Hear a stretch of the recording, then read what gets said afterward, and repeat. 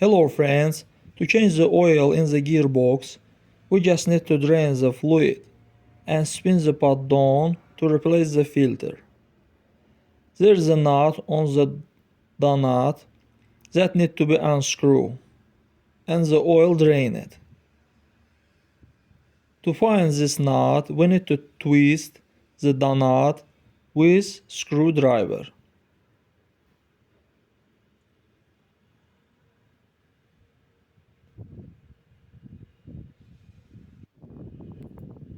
Drain the oil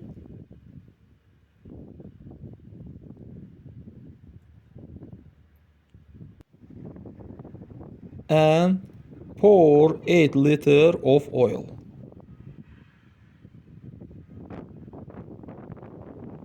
That's all guys, subscribe to our channel, put like and don't forget to put a bell so as not miss new video on the channel.